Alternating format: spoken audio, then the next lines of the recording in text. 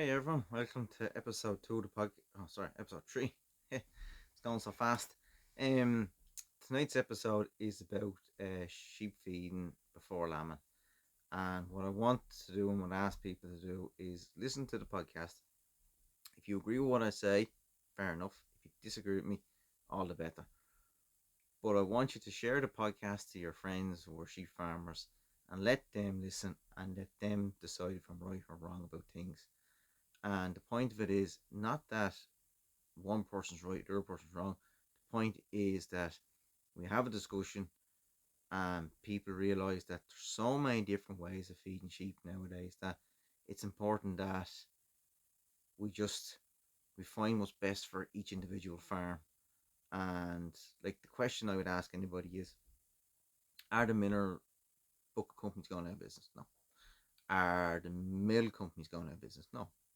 So sheep farmers are getting older. We're selling stock. A lot of people are cutting down. Some people are building up, but a lot of people are cutting down. So who was right? Who was wrong? Is it a case that the sheep farmer is right for cutting down, or are we using too much meal? So what I want to do is in this podcast is I want to break it down a little bit, ask a few questions of what people think, and then people can decide themselves if they need to change their own system or whatnot. So basically, I'm going to start off with feeding sheep in the shed. And I suppose the question I'm going to ask people is, when a woman is pregnant, she has doctors, she has nurses, she has loads of healthcare assistants. But say, for argument's sake, she has a different dietary needs to someone else, or she's high blood pressure. But that's all monitored and all known. Not everybody knows about it. But if a yo has issues and doesn't like certain things, sure nobody knows. And I suppose my question to you is how do we figure out the habits of our sheep and get them thinking the way we want them to think, um, in comparison to a woman, because they can't communicate to you. And what I'm saying, and the reason I'm saying it is, when we're feeding in a shed, do we have a pen for individual yos for lambing that are thinner? Have you singles in individual pen? Have you triplets in individual pen? Is things broke down in a sense that if you see a yo that's not eating as much, can you put her to one side? An example I'm going to give is at the moment we have Dorsets and a few mule yos in the shed. There's two mule yos, um, singles in with the single Dorsets. So there are five trucks, and the yos were getting three buckets of oats twice a day with a little bit of beans, and now they're getting two buckets twice a day. And I suppose the point is, the two mule yos, when I go in with the buckets, they go through one truck, they never move. So they just eat out of one truck. They're the first at that truck, and they're the last to leave the truck. When everything's cleaned up in that truck, then they move around. But the Dorset Joes move from truck to truck to truck to truck. So while the Dorset Joes are walking around not eating, the Muleos are eating. So my point is, the Muleos have to be getting more oats or more meal than what the Dorsets are getting. So their lamb will lay, so chances are their lambs are going to be bigger. And I suppose, like, which is right, the owls, which is wrong? Should the Dorsets be staying at the pens at the trucks, and why are they moving so much? And I suppose the question is not so much how do we know each yow is getting, because everyone tells you you have to feed X amount of pounds, build up to such amount per day, but sure, every yow isn't the same size, every yow doesn't eat as much.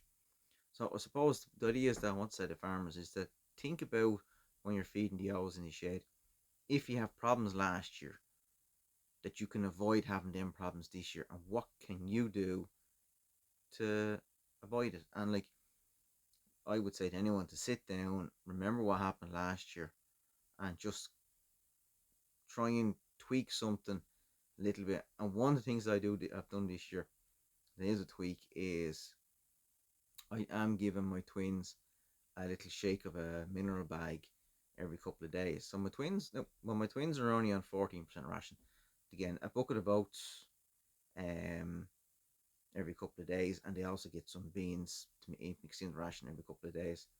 But they always have bursts of milk, there's no problem. There's no 21% protein or anything like that. It's a normal ration.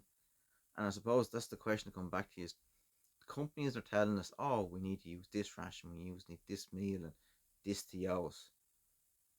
But is it not the quality of the haylage, the mineral bucket in the pen?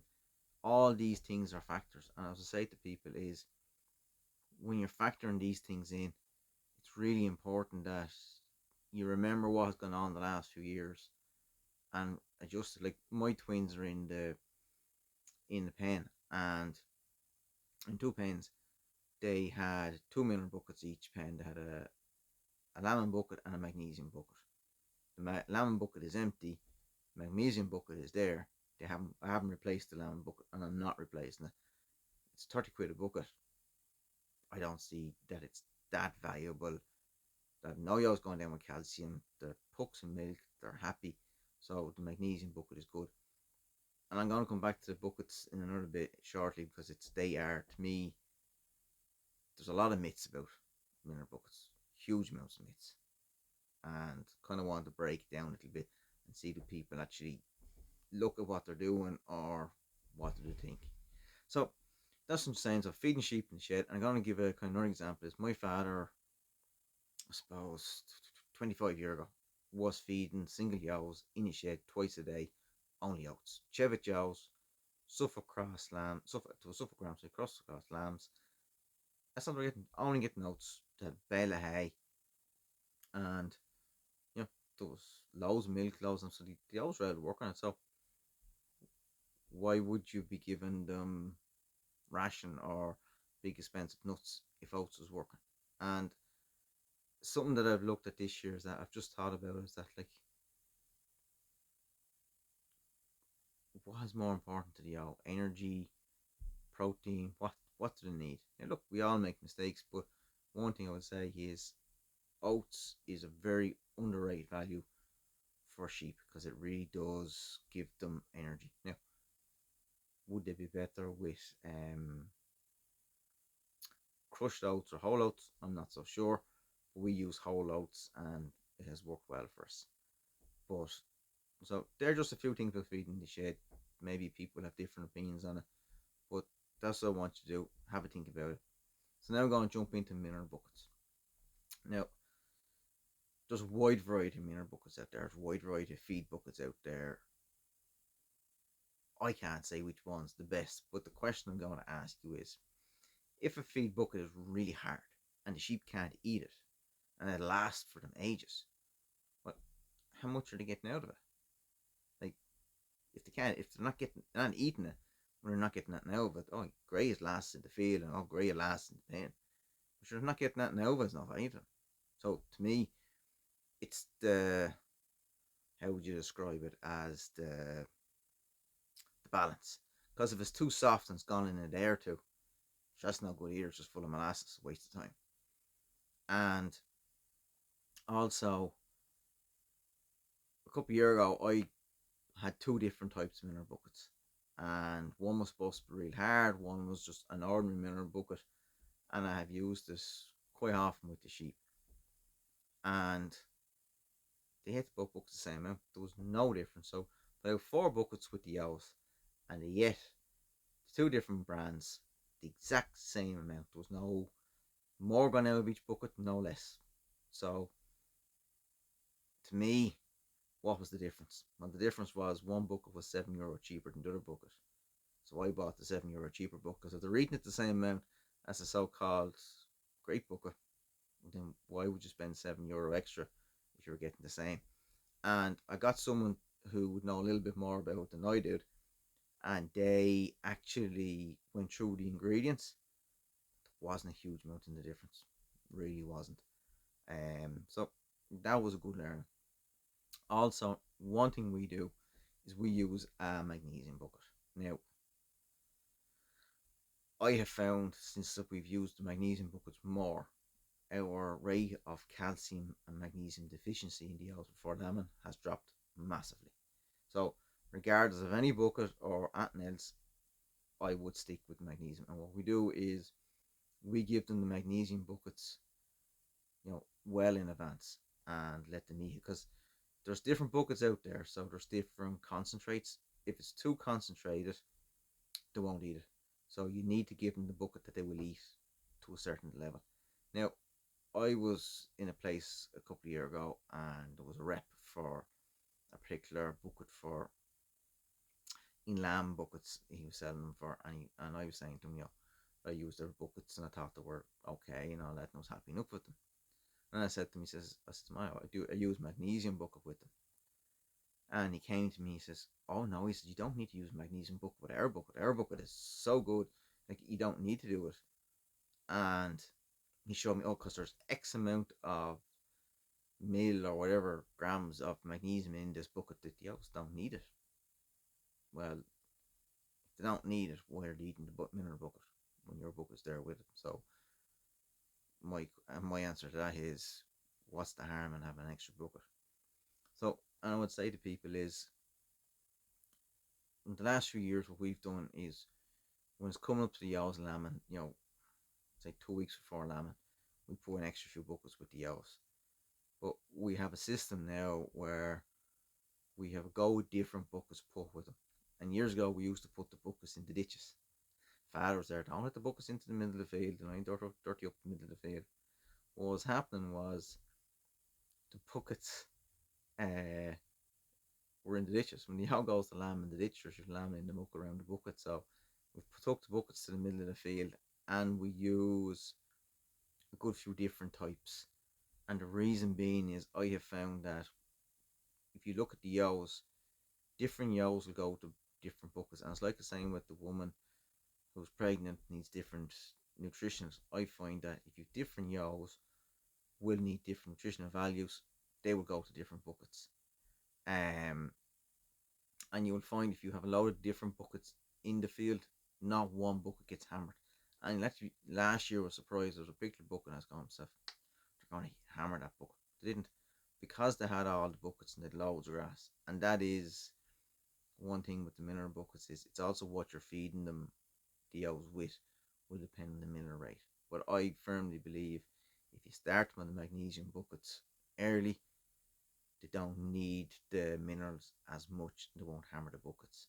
But like, we use maybe 4 or 5 different types of buckets, and literally by the end of the lambing, you've only used maybe 2 buckets of each brand, and it's not a big hit to have them there. And last year, what we would have done too was we had a feed bucket with the Hogget Joes, so they weren't getting nuts. So I suppose that kind of mineral buckets leads into the feeding outside. And I suppose, how would you describe it? We're lucky, like we would feed the owls very little before lambing, because we would try and have loads of grass for the owls. Some years we feed cobs, some years we feed oats and beans. Kind of vary a little bit, but we do use the cobs a lot. And the reason I use the cobs is, the particular company that I get the cobs off it, they one bag will do about 100 joes.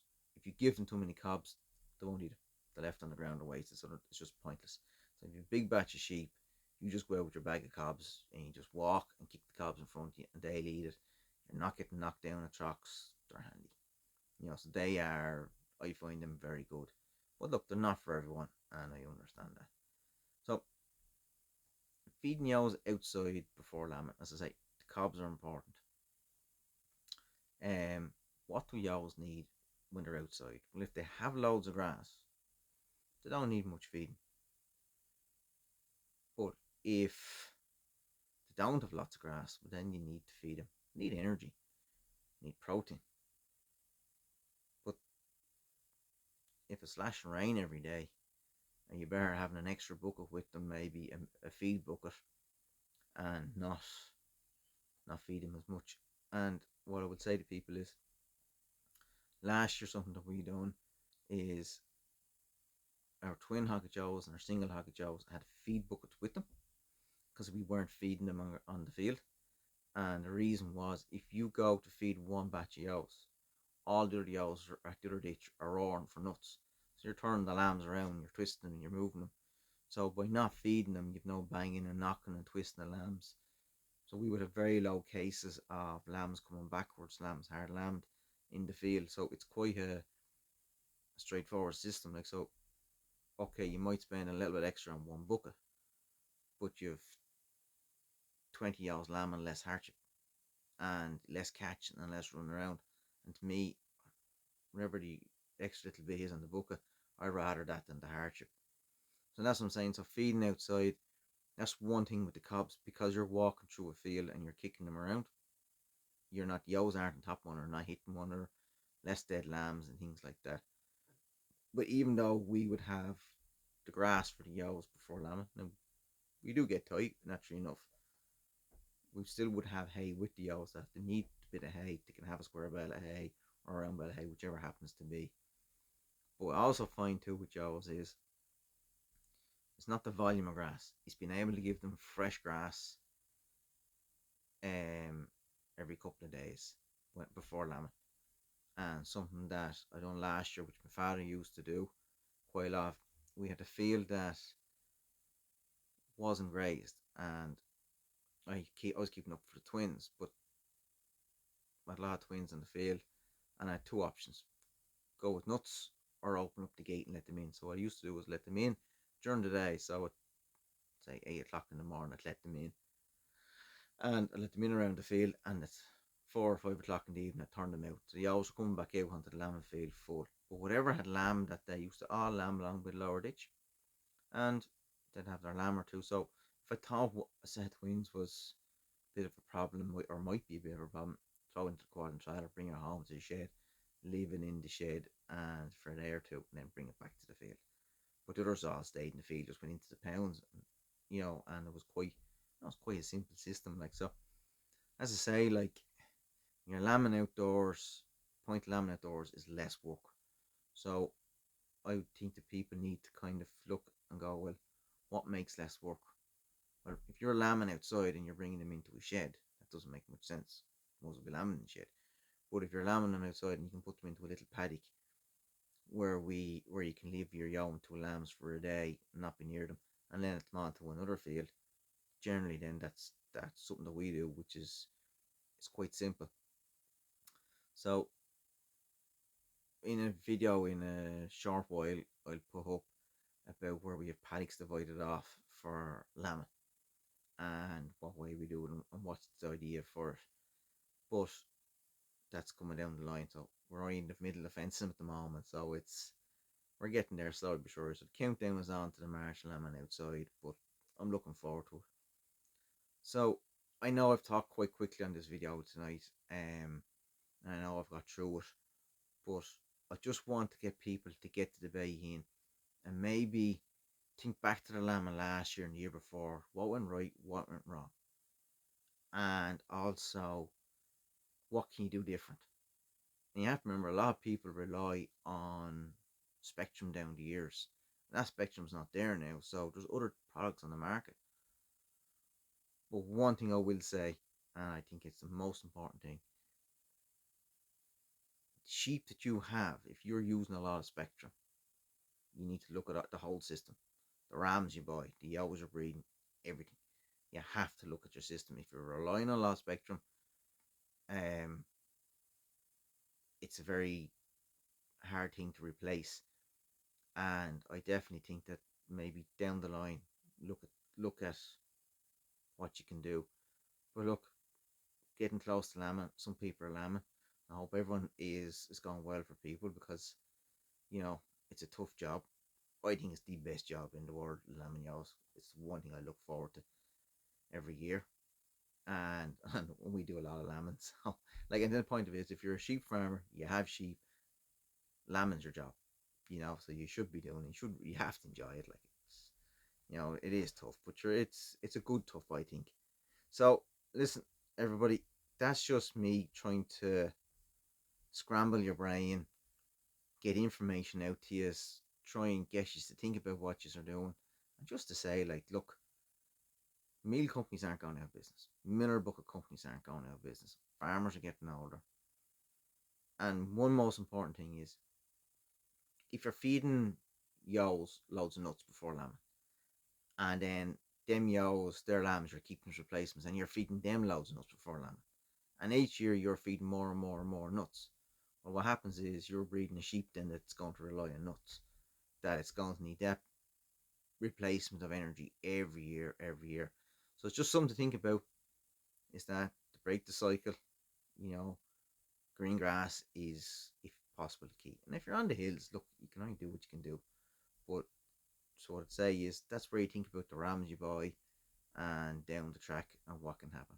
So as I say, people, just share this video, have a chat with wherever you're farming with, wherever you're talking to. Tell me I'm right, tell me I'm wrong. I don't mind. But get the chat going before the big lambing starts.